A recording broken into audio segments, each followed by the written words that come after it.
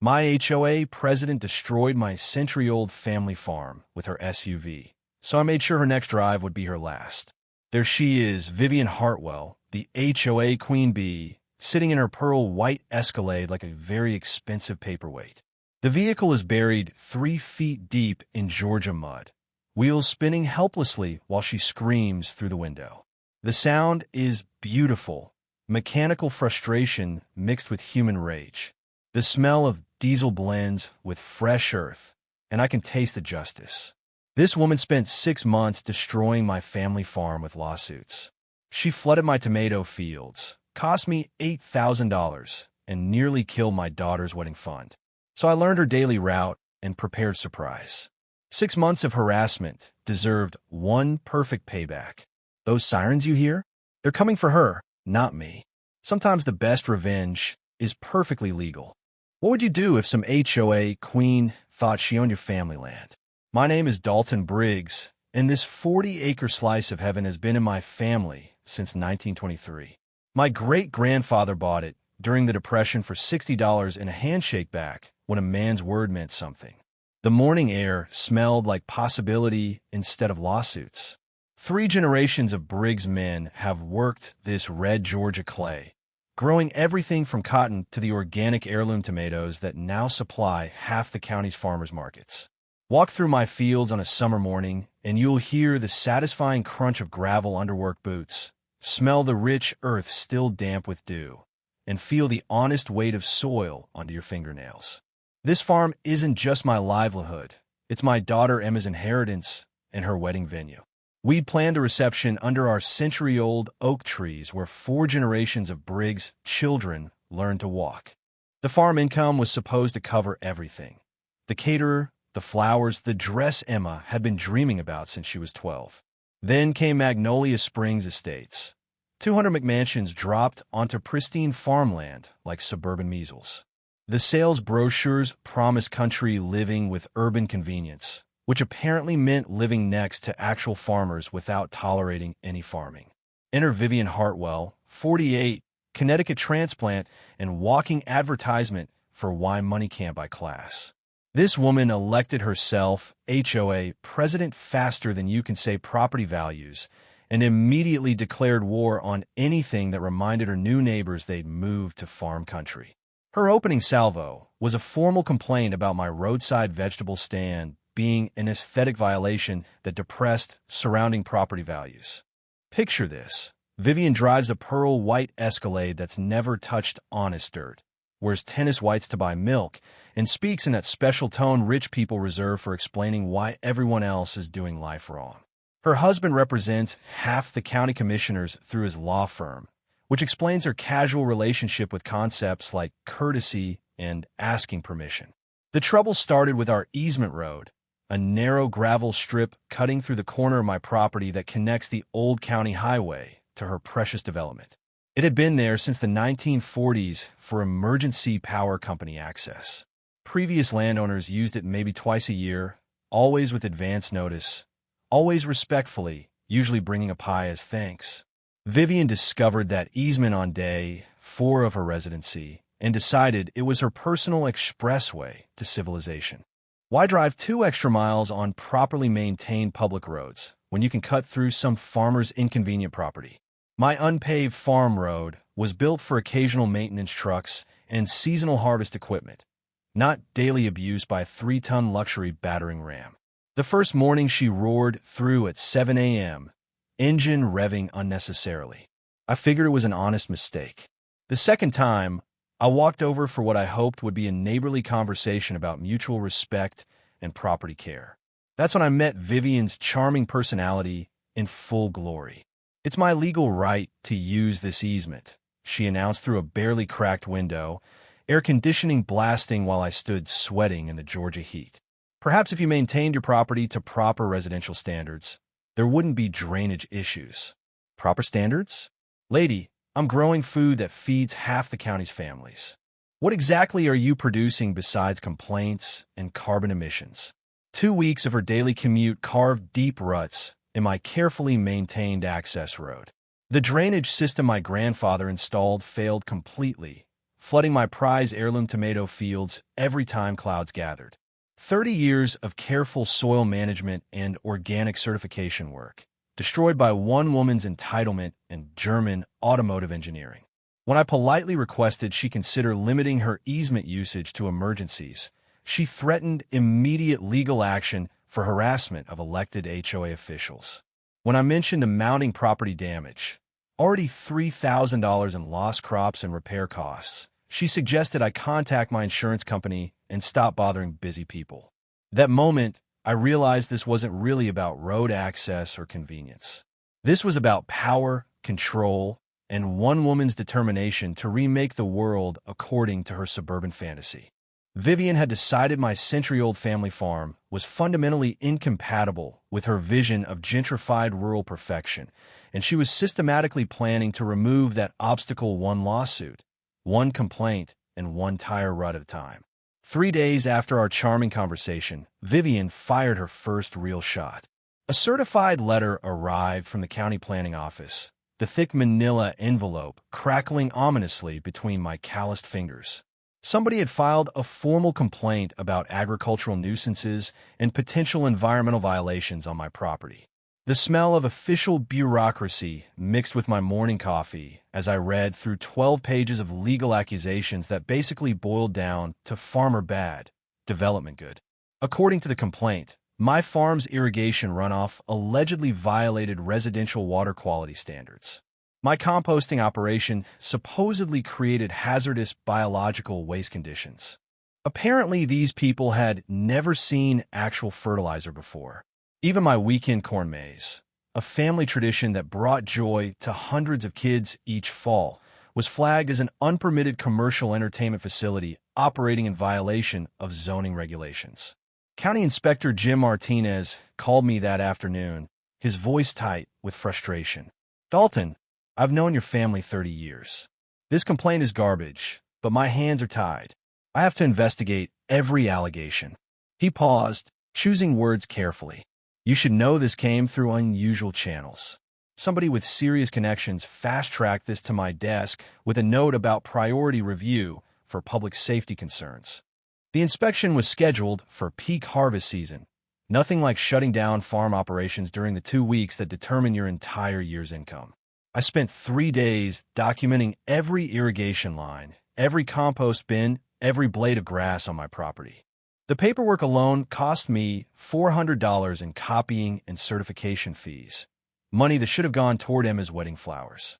Meanwhile, Vivian escalated her daily harassment campaign with the precision of a military operation. Her morning commute now included deliberate acceleration through the muddiest sections of my access road, spinning tires with unnecessary aggression while classical music drifted from her open windows. The woman had somehow weaponized her daily drive to work, turning vehicular vandalism into an art form.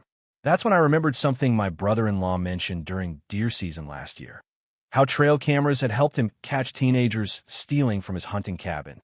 I thought it was overkill at the time, but desperate situations call for digital solutions. These cameras provide legally admissible evidence in property disputes because they create date and time-stamped records that no lawyer can argue with. I positioned them carefully on my own property, angled to capture license plates and driver behavior without trespassing on anyone else's land. The cameras revealed Vivian's true pattern within days. She wasn't just using the easement for convenience. She was conducting psychological warfare with German engineering. Morning commute at 7 a.m. sharp with unnecessary engine revving that echoed across my sleeping fields. Lunch hour inspection tours bringing HOA friends to gawk at the problematic agricultural situation like tourists viewing a zoo exhibit. Weekend garden club meetings that involve caravans of luxury SUVs churning up my road during farmers market hours. The worst part, she'd started timing these invasions to maximize disruption with surgical precision. Saturday morning convoys arrived precisely when my customers pulled up for fresh produce, creating traffic jams that cost me sales. Sunday afternoon, tire spinning exhibitions happened during my daughter's outdoor wedding planning sessions, drowning out our conversations with the whine of spinning wheels and the smell of burning rubber. 2 weeks later, The county inspection results arrived. 0 violations found. Jim Martinez had done his job honestly, documenting that my farm operations exceeded all environmental standards, but the process had cost me $5,000 in lost revenue from mandatory operational shutdowns, plus legal fees for agricultural compliance consulting. That's when the wedding dress budget evaporated into thin air. Vivian's response to my clean inspection? She filed an appeal within 24 hours, claiming the county had failed to properly investigate obvious environmental hazards and demanding a second inspection by unbiased outside experts. Her husband's law firm sent supporting documentation questioning Inspector Martinez's cozy relationship with local agricultural interests. Standing in my flooded tomato fields that evening, watching thousands of dollars in heirloom varieties rot in standing water created by our tire ruts, I finally understood the game. This wasn't random harassment. This was strategic warfare designed to death by 1,000 cuts my farm into bankruptcy. Every inspection, every legal challenge, every bureaucratic delay cost money I didn't have for problems that didn't exist. The community started fracturing along predictable lines. Farmers market vendors complained about muddy customer access caused by easement road damage. The local newspaper ran a story titled Development versus Agriculture, Progress or Preservation. The coffee shop downtown became Switzerland, where both factions vented frustrations over blueberry muffins and mounting legal bills. My daughter Emma found me that evening, her wedding planning binder tucked under her arm like a shield. "Dad, what if we just sell? Maybe she's right. Maybe this place doesn't fit anymore." Looking at my daughter's worried face, surrounded by 4 generations of family heritage being systematically destroyed by one woman's entitlement and unlimited legal budget, I made a decision. Time to stop playing defense and start playing chess. Playing chess with Vivian turned out to be like wrestling a porcupine, painful, pointless, and guaranteed to leave you bleeding. Her next move arrived via certified mail. The thick envelope landed on my kitchen table with the weight of financial doom. Hartwell Morrison and Associates letterhead gleamed like a threat. The paper, so expensive it probably cost more than my monthly feed bill. The cease and desist letter demanded I immediately stop harassing HOA officials through frivolous complaints and defamatory statements. Apparently asking someone to drive carefully through your property now constituted legal harassment in Connecticut speak. They wanted $5,000 in administrative compensation for the HOA's legal expenses, plus immediate cessation of all retaliatory actions against association members. They were billing me for the privilege of being destroyed on my own land. If I hadn't been so terrified, I might have admired the pure gall, but paragraph 3 delivered the real gut punch. Notice of a formal zoning compliance hearing. The County Planning Commission would review whether my farm operations were compatible with evolving community standards in transitioning agricultural areas. Lawyers speak for, "We're going to legislate you out of existence." The courthouse smelled like old wood polish and broken dreams as I researched their filing. The records clerk, Betty, had known my family since I was knee-high to a grasshopper. She shook her silver head sympathetically while pulling files. "Dalton, honey, they've done their homework. Professional presentation, perfect documentation, all their legal ducks in a row." The hearing materials were corporate-level polished PowerPoint presentations about property values, traffic impact studies, environmental assessments complete with charts and graphs. This wasn't some angry neighbor throwing a tantrum. This was a coordinated campaign with serious money behind it. That's when I stumbled across something interesting in the public records database. Vivian Hartwell had a history. Back in Connecticut, she'd been involved in identical disputes with 3 different small businesses near her previous residence: a family bakery, an antique shop, and a dog grooming salon. All 3 had eventually sold their properties to Pinnacle Development Corporation, which later built luxury condominiums on the sites. The pattern was surgical: complaints about traffic, noise, property values, environmental concerns. Professional legal pressure applied until small business owners couldn't afford to fight anymore. I wasn't her first victim. I was her 4th conquest in a proven playbook. My hand shook slightly as I photocopied the Connecticut newspaper articles. One quoted Vivian directly. Sometimes progress requires difficult decisions about incompatible land uses. The same woman, the same words, the same devastating results. I called my cousin Mike, who'd survived 2 tours in Afghanistan and now ran a private security firm. I needed military-grade surveillance and someone who understands property law warfare. Mike arrived the next morning with equipment that belonged in a spy movie and a business card for Patricia Finley, an agricultural law specialist in Atlanta.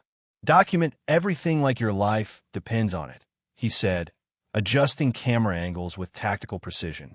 In warfare, superior intelligence wins battles before they're fought. Patricia Finley's law office smelled like leather-bound victory and expensive coffee. She listened to my story with the focused attention of a surgeon planning a delicate operation. "Mr. Briggs, you're experiencing what we call squeeze-out tactics. The goal isn't legal victory. It's making legal defense financially impossible." She leaned forward, eyes sharp.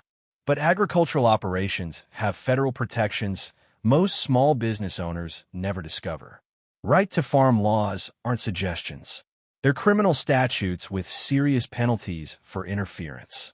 I've been thinking local zoning dispute when I should have been thinking federal protection violation." Meanwhile, Vivian organized her safety patrol, HOA volunteers with clipboards who documented every farm activity like anthropologists studying a primitive culture. They'd arrive in lawn chairs, positioning themselves along my property line to photograph workers and intimidate customers. The psychological warfare was working perfectly. My family was cracking under the pressure. Emma postponed wedding dress shopping indefinitely. Sarah stopped sleeping through the night, dark circles growing under worried eyes. The legal bills were consuming our savings like fire-eating paper, one attorney consultation at a time. But the cameras were capturing something valuable. Vivian's behavior was escalating beyond property disputes into potentially criminal territory. Late-night drives through the easement with no destination, deliberately blocking my farm entrance during delivery times, bringing strangers onto my property to photograph operations without permission. The breaking point came during Emma's birthday party. 20 kids running around our backyard. Families enjoying homemade ice cream under century-old oak trees when Vivian's convoy arrived for an impromptu inspection. 6 luxury SUVs crawling through my property at funeral pace. Passengers hanging out windows with cameras, deliberately disrupting children's laughter with engine noise and intimidation. That's when Vivian made her first real mistake. Those hidden cameras had just documented intentional harassment of a private family gathering. In agricultural law, terrorizing children crosses the line from property dispute to federal crime. Standing in my kitchen that night, reviewing footage of entitled adults ruining kids' birthday parties, I finally understood the complete game board. Time to flip the table. Vivian's next assault hit like a bureaucratic hurricane. Within 1 week, my mailbox overflowed with official inspection notices from the EPA, Georgia Department of Agriculture, County Health Department, and OSHA. The thick manila envelopes smelled like government ink and impending doom. Someone was trying to bury me in regulatory quicksand. Each agency cited anonymous complaints about alleged violations that would have been hilarious if they weren't so expensive. My organic composting operation suddenly became hazardous biological waste disposal. My weekend corn maze transformed into an unlicensed amusement facility, creating public safety risks. Even my farm dog's water bowl was flagged as a potential vector for waterborne pathogens. The creativity was almost artistic, like watching someone paint your destruction in bureaucratic watercolors. The timing was surgical precision. All inspections scheduled during my 3-week harvest window, the only period that determined whether I made money or went bankrupt. Each inspection required costly preparation, soil testing, water analysis, professional documentation of every farming practice dating back to my grandfather's era. The fees alone totaled $8,000, which was supposed to be Emma's entire wedding budget. But Vivian's corporate efficiency contained a fatal flaw. I'd been researching agricultural harassment cases late into the night, learning how farmers in other states had fought similar battles. Turns out federal agricultural protection laws aren't suggestions. They're criminal statutes with real teeth. Coordinating multiple agency complaints against legitimate farming operations isn't just harassment. It's a federal conspiracy with prison time attached. Patricia Finley's voice sharpened when I read her the complaint list over the phone. Mr. Briggs, this coordination pattern screams organized interference. File simultaneous false complaints with multiple federal agencies, and you've crossed from civil dispute into criminal conspiracy territory. Meanwhile, my trail cameras revealed Vivian's digital warfare campaign. She'd launched Magnolia Springs Safety Concerns, a Facebook group that somehow attracted 400 members in 10 days. Professional quality videos portrayed my century-old farm as an environmental apocalypse, complete with ominous music and editing that made normal farming look like Chernobyl cleanup operations. The propaganda was masterfully crafted. Photos of my irrigation system labeled unregulated industrial runoff. Pictures of my heritage compost bins described as biological hazard accumulation. Shots of my vintage John Deere presented as heavy machinery endangering residential safety. Each post generated dozens of angry shares from people who thought vegetables grew in grocery stores through spontaneous generation. But the cameras captured something that made my coffee turn cold in my mouth. Late Thursday evening, Vivian escorted strangers onto my property. Not county officials, but people in $1,000 suits carrying surveying equipment and professional cameras. They weren't documenting violations. They were calculating square footage and development potential like sharks measuring a bleeding swimmer. I spent the weekend digging deeper into those Connecticut newspaper archives, following digital breadcrumbs that led to an ugly pattern. Pinnacle Development Corporation hadn't just purchased properties after Vivian's harassment campaigns. They'd been quietly acquiring surrounding parcels months before her first complaint. The family bakery, antique shop, and dog grooming salon weren't random harassment targets. They were strategic obstacles in predetermined development plans. Cross-referencing Georgia property records revealed the terrifying scope. Pinnacle Development had been systematically buying farmland throughout our county for 2 years. Small family operations, generational properties, rural heritage sites. Always after prolonged legal disputes with nearby residential communities. Always purchased at distressed prices for financially devastated sellers who couldn't afford continued legal warfare. This wasn't random suburban entitlement. This was organized agricultural elimination, a corporate strategy that had destroyed family farms across 3 states using the same playbook. Plan an HOA operative, manufacture complaints, overwhelm small farmers with legal costs, acquire distressed properties at below-market prices. That's when the sabotage escalated beyond harassment into outright warfare. I discovered my main irrigation system severed in 4 places, flooding my equipment storage and drowning 2 acres of heirloom tomatoes that had taken 3 months to nurture. The cuts were professional, surgical, someone with proper tools and detailed knowledge of agricultural infrastructure. Trail camera footage showed headlights near the irrigation lines around 2 a.m., but the license plate was deliberately obscured with mud. The repair bill hit $6,000, plus replanting costs for destroyed crops. My insurance company started making nervous noises about ongoing neighbor disputes, and weather coverage applied to intentional property damage by third parties. Emma found me standing knee-deep in muddy water at sunrise, surveying the destruction of our family's careful work. Her wedding dress fund was literally drowning in Georgia clay, and we both knew it. Dad, maybe we should just sell to them and start over somewhere else. This fight is killing us. Looking at my daughter's exhausted face, seeing worry lines that shouldn't exist on someone planning their wedding, I almost surrendered. Almost. But then I remembered those development consultants measuring my great-grandfather's legacy like it was just another commodity to be consumed and converted into suburban sprawl. That morning, I made 3 strategic phone calls. First to the private investigator Patricia Finley recommended. Second to the county sheriff about documenting property crimes. Third to a journalist who specialized in investigating corporate agricultural harassment patterns. Because if Pinnacle Development and their HOA operative thought they could systematically destroy American family farms through organized conspiracy, they were about to discover that some battles are worth fighting even when the odds look impossible.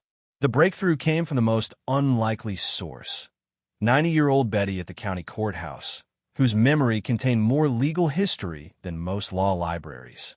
I've been drowning in easement research for the fourth time that week, surrounded by the musty smell of old filing cabinets and the taste of desperation in my mouth when Betty shuffled over, carrying a dust-covered file box like it contained buried treasure.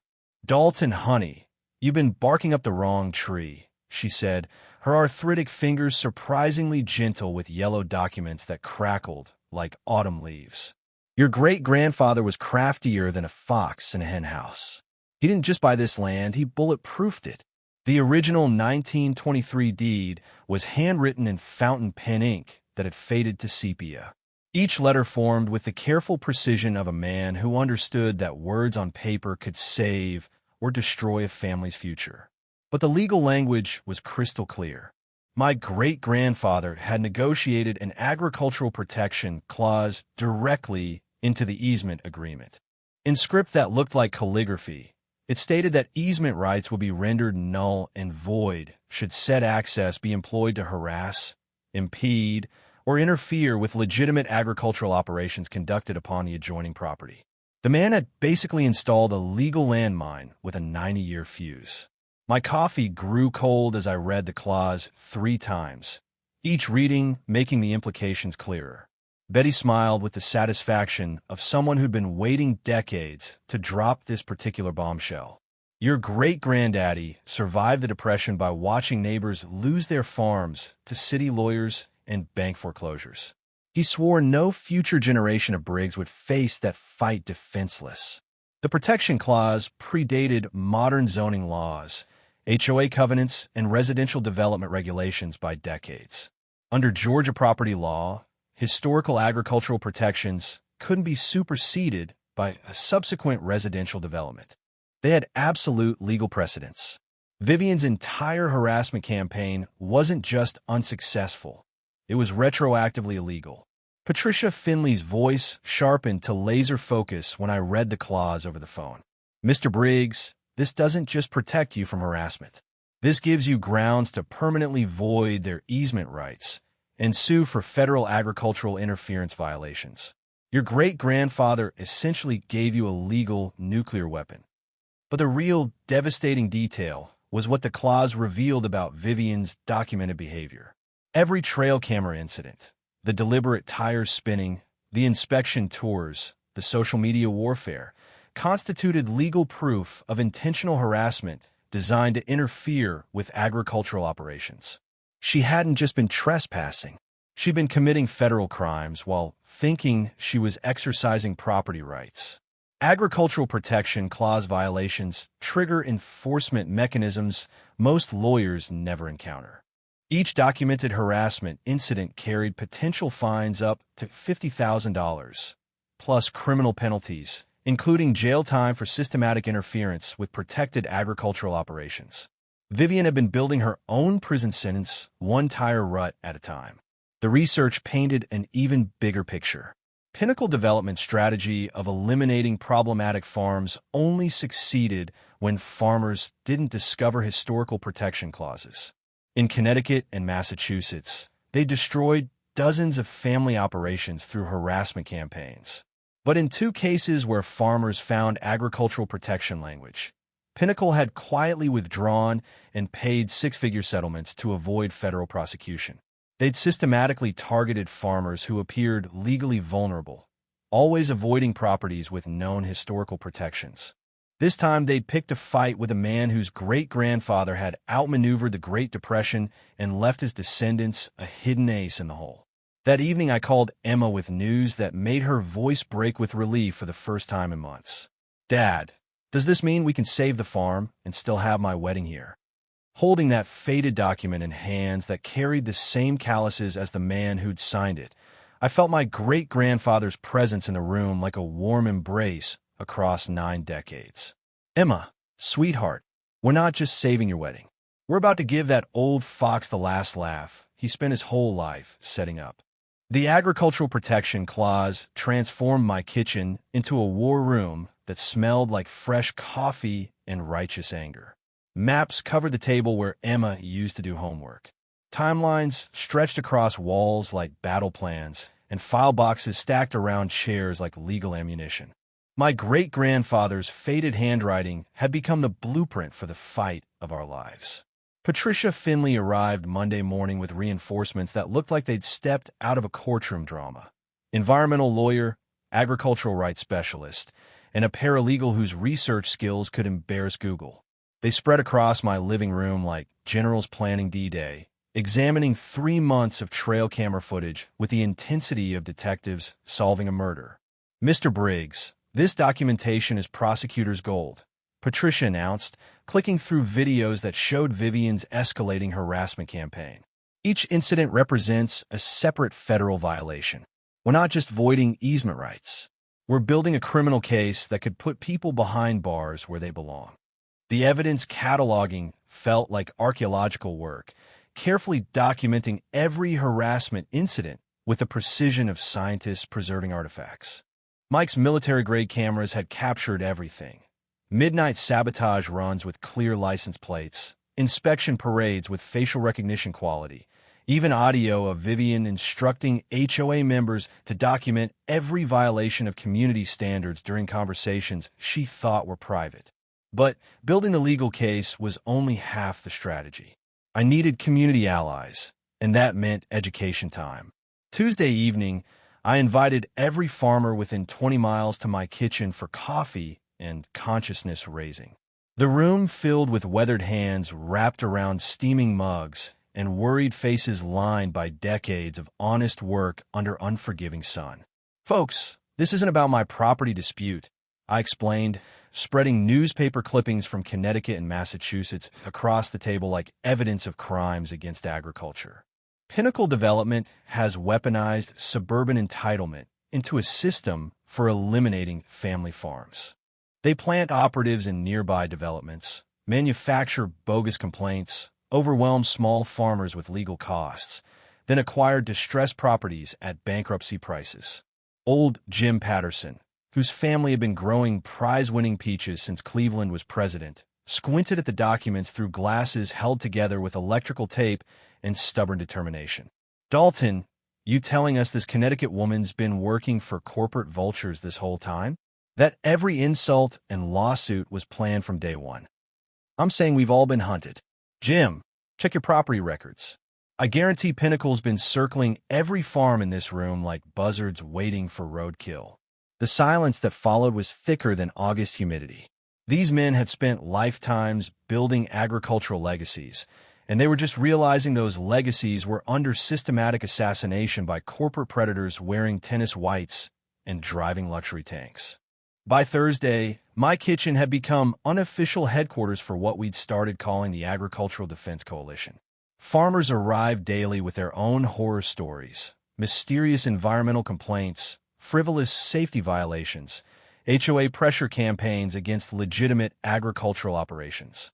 The pattern was surgical across 15 different properties. Pinnacle Development was conducting agricultural genocide through legal warfare. The smoking gun came when Martha Stevens, who operated the county's largest organic farm, brought a folder thick with private investigation results. Her weathered hands shook slightly as she spread photographs across my table. "Dalton, you need to see what my detective discovered about Pinnacle's real business model." The investigation revealed that Pinnacle Development was actually a subsidiary of Agricultural Transition Solutions, a national corporation that specialized in converting productive farmland into suburban sprawl. Their business model was breathtakingly cynical. Identify agricultural regions with development potential, systematically eliminate existing farms through harassment campaigns, acquire distressed properties at fire sale prices, then convert entire food-producing areas into cookie-cutter subdivisions. They'd successfully murdered over 200 family farms across 8 states using identical tactics. Plant HOA operatives, manufacture legal complaints, financially exhaust farmers through endless litigation, acquired distressed properties for pennies on the dollar. Wash, rinse, repeat, profit. Vivian wasn't some entitled neighbor throwing suburban tantrums. She was a professional agricultural executioner. But knowledge creates power, and historical protection clauses create legal dynamite. Patricia's research had discovered similar agricultural protection language in 6 other county farm deeds. What Pinnacle thought was systematic elimination had actually activated a network of federally protected agricultural operations with enough documented harassment evidence to justify criminal prosecution. The irony was sweeter than my grandmother's peach preserves. By targeting multiple farms simultaneously, Pinnacle had triggered a coordinated federal agricultural interference investigation. Instead of picking off isolated farmers individually, they'd awakened a coalition of legally protected operations with enough evidence to destroy their entire business model. Friday evening, I stood in my kitchen surrounded by maps, legal documents, and the determined faces of farmers who decided corporate bullies had pushed too far. The aroma of Emma's fresh cornbread drifted from the oven, a reminder of what we were really defending: the right to feed families instead of feeding developers' bank accounts. My great-grandfather's protection clause hadn't just saved my farm. It had provided the legal framework for protecting every family farm in the county from systematic corporate elimination. "Gentlemen," I announced, raising my coffee mug in salute, "time to teach these corporate parasites that Georgia farmers have very sharp teeth." Vivian's next move revealed just how cornered predators behave when their feeding operation gets disrupted. She materialized at my front door Tuesday morning like a designer-dressed rattlesnake, her pearl-white Escalade gleaming in my driveway, while the smell of her expensive perfume clashed with the honest aroma of fresh-turned soil from my morning field work. "Mr. Briggs, I believe we've had some unfortunate misunderstandings," she announced through my screen door, her voice dripping with the kind of syrupy concern that usually precedes a knife between the ribs. "The HOA has authorized me to offer a generous resolution, $25,000 for permanent easement rights, plus we'll cover all your recent legal expenses." The audacity was breathtaking. After months of systematic harassment, property destruction, and federal crimes, she was offering to pay me for the privilege of continuing to destroy my farm. It was like a burglar offering to buy your TV after getting caught rifling through your living room. "That's mighty thoughtful, Vivian," I replied, not opening the door while my coffee grew cold in my hand. "But I'm curious. Where's a neighborhood HOA getting that kind of cash? Your dues must be higher than membership at Augusta National." Her practiced smile flickered for exactly 1 second, revealing something predatory underneath the suburban soccer mom costume. "Sometimes community improvement requires significant investment, Mr. Briggs. I'm certain a practical businessman like yourself understands the wisdom of avoiding prolonged legal entanglements." The threat was velvet-wrapped, but crystal clear. Take our blood money or face financial annihilation through endless litigation. It was probably the same speech Pinnacle had delivered to dozens of farmers before systematically destroying their livelihoods. But this time, they were negotiating with someone who'd read the fine print their lawyers had missed. Within hours, the political pressure campaign launched with the coordination of a military operation. County commissioners received concerned citizen calls about dangerous agricultural operations near family neighborhoods.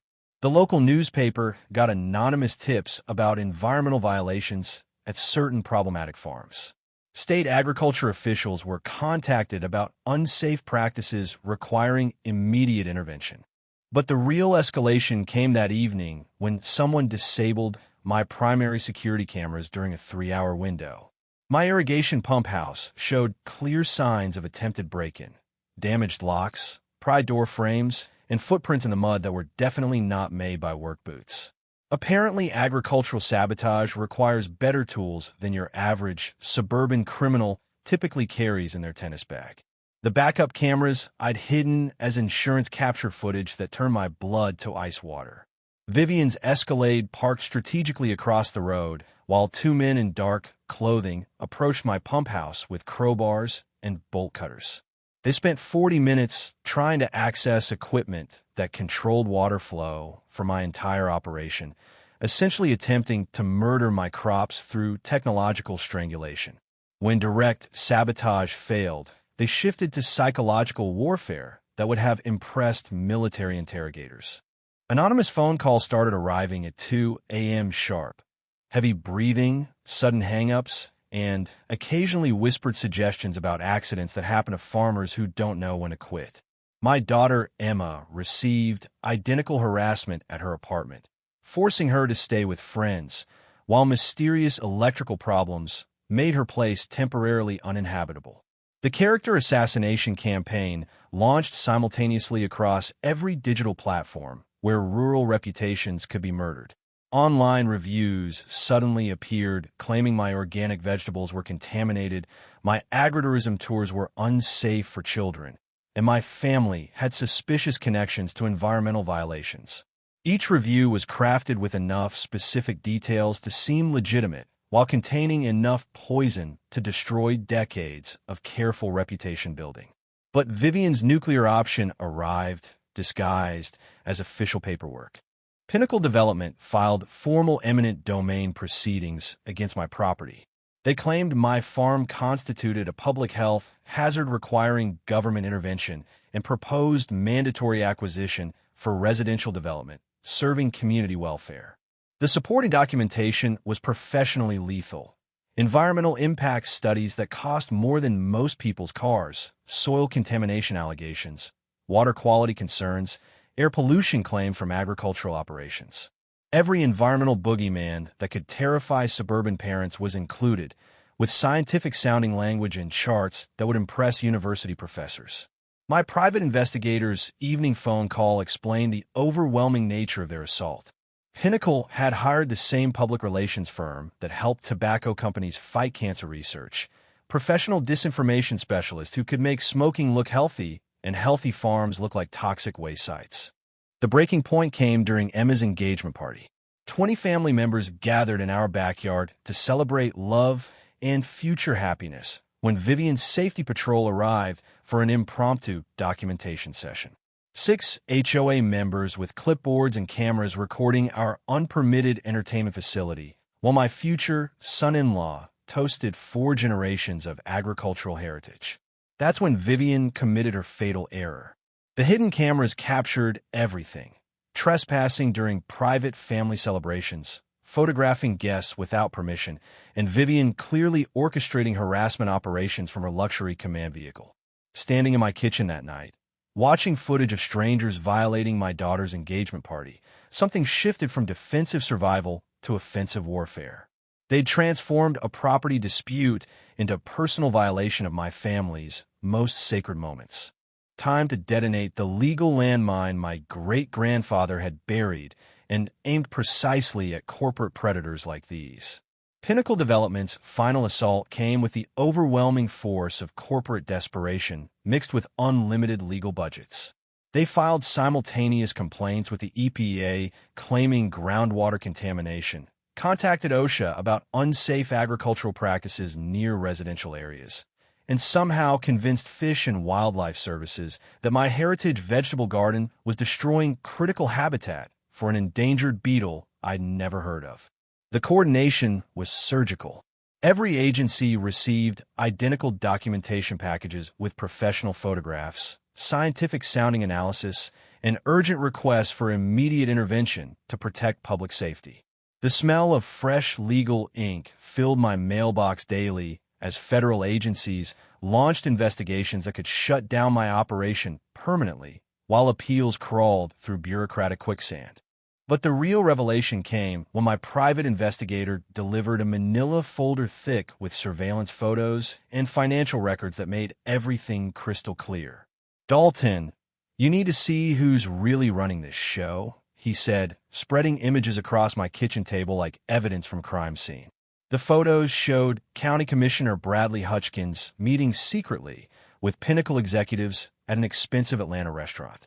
Bank records revealed monthly payments from Agricultural Transition Solutions to a consulting company owned by Hutchkins' wife. Email printouts documented coordination between the Commissioner's office and Pinnacle's legal team about expediting agricultural transition procedures in our county. This wasn't just corporate harassment. This was systematic government corruption designed to eliminate family farms through abuse of regulatory power. Hutchkins had been fast-tracking Pinnacle's complaints while delaying or dismissing any farmer appeals. The fix was in at the highest levels of county government.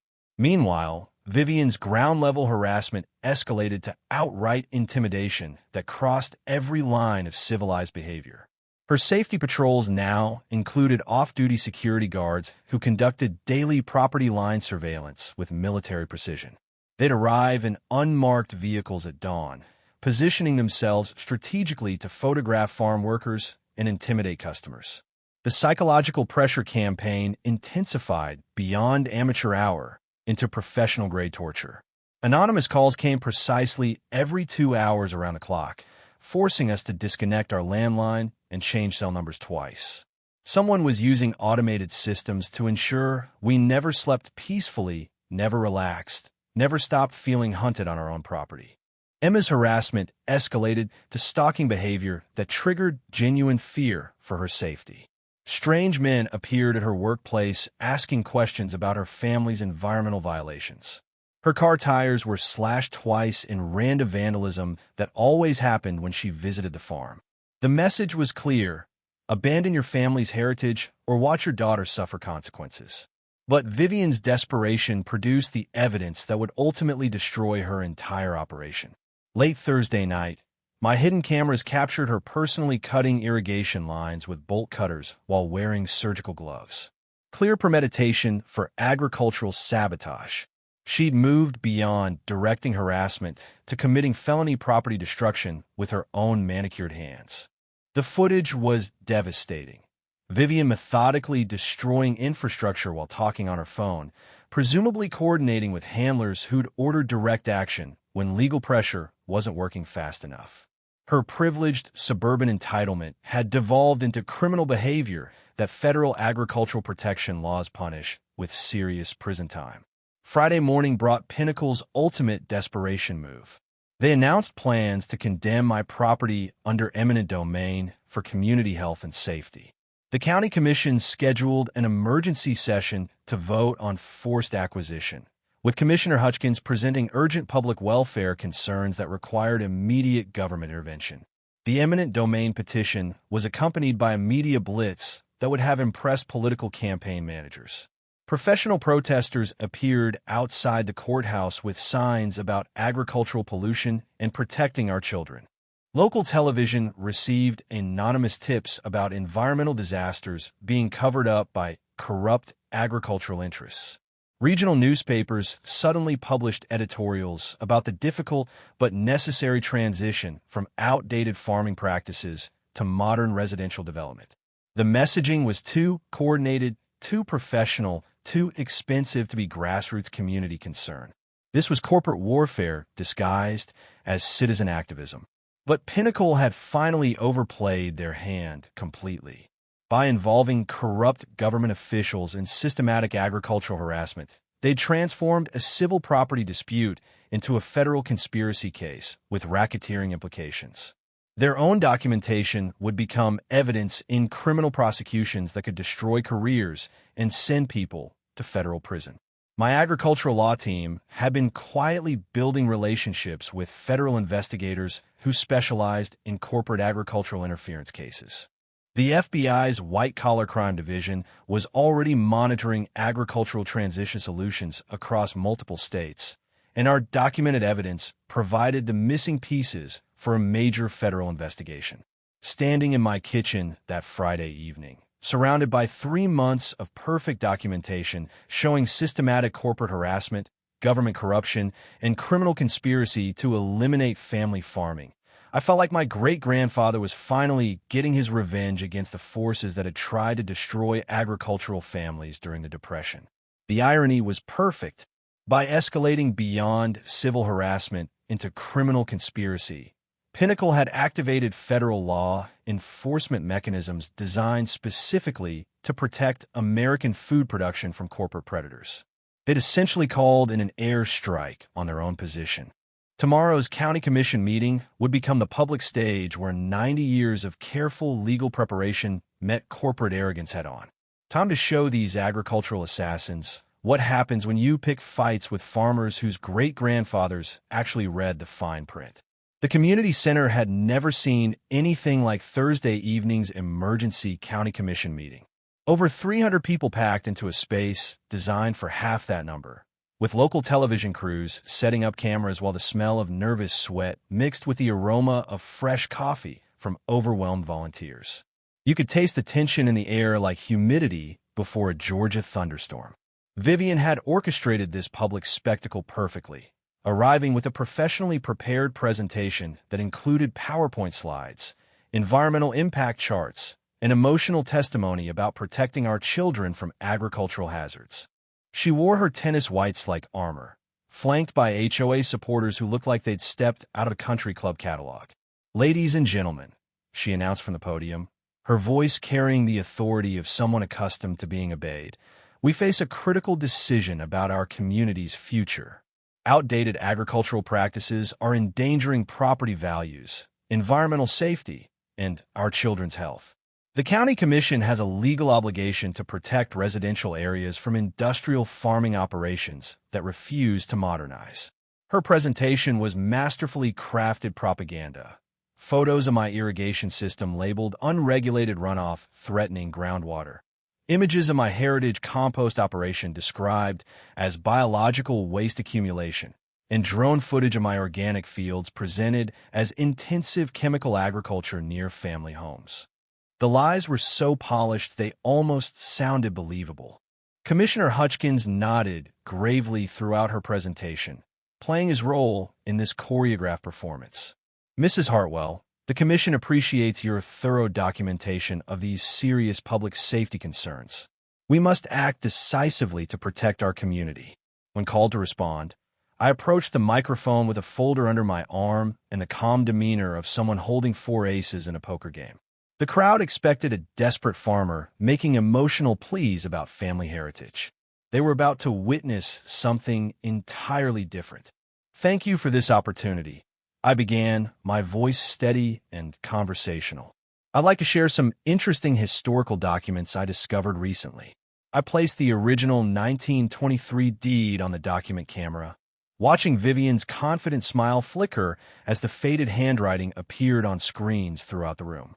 "This is my great-grandfather's original property deed, which includes an agricultural protection clause that makes Mrs. Hartwell's entire harassment campaign illegal under federal law."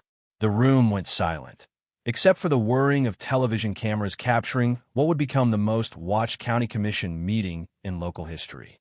I read the protection clause aloud, explaining how it voided easement rights if used to harass agricultural operations and triggered federal penalties for systematic interference. But that's just the beginning. I continued, opening my evidence folder like a prosecutor presenting a murder case. "I have 3 months of trail camera footage documenting systematic harassment, property destruction, and criminal conspiracy to eliminate family farming through organized intimidation." The first video showed Vivian personally cutting irrigation lines at 2 a.m. while wearing surgical gloves. Gasps echoed through the room as the community watched their HOA president committing felony agricultural sabotage. The second clip captured her directing safety patrols to trespass and photograph private family gatherings. "Mrs. Hartwell isn't just some concerned neighbor," I announced, my voice carrying to the back of the packed room. "She's a professional agricultural eliminator working for Pinnacle Development, which has systematically destroyed over 200 family farms across 8 states, using identical harassment tactics."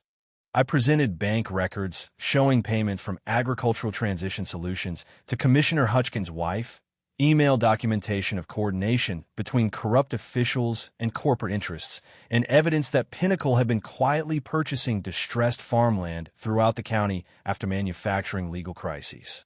"This isn't about zoning or environmental protection," I declared, feeling my great-grandfather's presence guiding every word. "This is about corporate agricultural assassination disguised as community concern." Vivian's composure finally cracked completely. She jumped to her feet, her voice shrill with desperation. This is harassment of elected officials. You can't prove any conspiracy. That's when I played my final card. The recording of her phone conversation during irrigation sabotage, where she clearly reported progress to handlers about accelerating agricultural elimination procedures and ensuring the Briggs property becomes financially unsustainable. The audience erupted in shocked murmurs while Commissioner Hutchins turned pale as his corruption was exposed on live television. Sheriff's deputies who'd been strategically positioned throughout the room stepped forward with warrants for harassment, conspiracy, and violation of federal agricultural protection laws. Ladies and gentlemen, I announced as federal agents entered the room to serve papers on Pinnacle representatives, agricultural protection laws exist specifically to prevent what you've witnessed tonight. When corporations try to eliminate American food production through systematic harassment, that's not just civil litigation. That's a federal crime.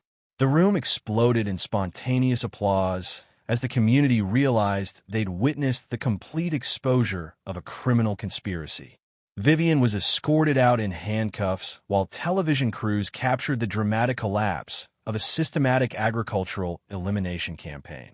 Standing at the podium, holding documents that had waited 90 years for this moment of vindication, I felt justice flowing through the room like fresh air after a thunderstorm.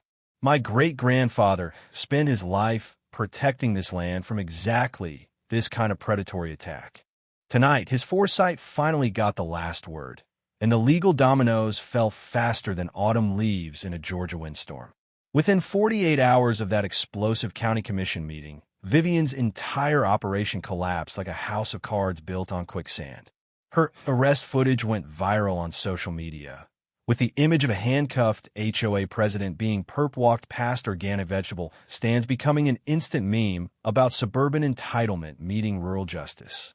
Pinnacle Development's stock price dropped 30% overnight as news of their systematic agricultural harassment scheme spread through financial markets. The FBI's white-collar crime division launched a multi-state investigation into agricultural transition solutions, freezing assets and serving warrants on corporate executives who'd spent years thinking they were too smart and too rich to face consequences. The settlement negotiations were deliciously swift. Faced with federal racketeering charges and criminal conspiracy prosecution, Pinnacle's lawyers arrived at Patricia Finley's office with checkbooks and unconditional surrender. $85,000 in damages for property destruction, lost crops, and emotional distress. Another $200,000 from Agricultural Transition Solutions for systematic violation of federal agricultural protection laws. But the real victory was permanent. My great-grandfather's Agricultural Protection Clause was now legally reinforced by federal precedent, making my farm essentially bulletproof against future development pressure. The easement rights were voided forever, with no trespassing signs installed by county order. Future property transfers would carry the same protections, ensuring that generations of Briggs descendants could farm this land without fear of corporate predation. Commissioner Hutchins resigned in disgrace before criminal charges were filed. His political career destroyed by evidence of corruption that made front-page news across 3 counties. The county prosecutor announced a comprehensive review of all agricultural properties for similar protection clauses, triggering a renaissance of awareness about historical farming rights that developers had tried to bury. Emma's wedding became a celebration of more than just love. It was a victory party for agricultural heritage preservation. We held the reception under those same oak trees where my great-grandfather had planned his legal trap 9 decades earlier, with 300 guests, including farmers from 6 counties who'd been inspired to research their own property protections. The settlement money allowed complete farm modernization, new irrigation systems with backup protections, equipment upgrades that doubled our production capacity, and expansion into value-added agricultural products that created jobs for local families. The farm that Vivian had tried to eliminate became more profitable and productive than ever before. But the most satisfying transformation was community-wide. Former HOA members publicly apologized for participating in harassment campaigns, with new leadership focused on legitimate neighborhood improvement rather than agricultural elimination. A joint community garden project was announced, bridging the development and farm with shared growing spaces that taught suburban families where food actually comes from. The Rural Heritage Protection Fund scholarship program I established helps small farmers facing similar development pressure, providing legal assistance for agricultural families, research funding for historical property protections, and a template for fighting corporate agricultural elimination campaigns. What started as one farm survival battle became a model for protecting American agricultural heritage. Documentary filmmaker Sarah Martinez completed her feature film about rural gentrification conflicts, with our case becoming the centerpiece example of how historical legal protections can defeat modern corporate predation. Agricultural law schools now use our documentation as a teaching example for students learning to protect farming families from systematic harassment. The federal government strengthened enforcement of agricultural protection statutes with enhanced penalties for false environmental complaints against legitimate farming operations. State legislators across the region passed additional protections inspired by our successful defense, creating legal frameworks that make agricultural harassment campaigns financially and legally impossible. Standing in those same fields where Vivian's tire ruts once destroyed my tomato plants, watching families from the development purchase fresh produce at our expanded farm stand, I felt the deep satisfaction of justice served across generations. My great-grandfather's foresight had protected not just our family, but an entire way of life that corporate predators had tried to eliminate. Emma's children now play in the same dirt where their great-great-grandfather planted seeds of legal protection that bloomed into victory 90 years later. The historical marker installed by the county commemorates the Agricultural Protection Clause that saved family farming in our region. So here's my challenge to you. Share your worst HOA nightmare story in the comments. I'll help you research your own legal protections.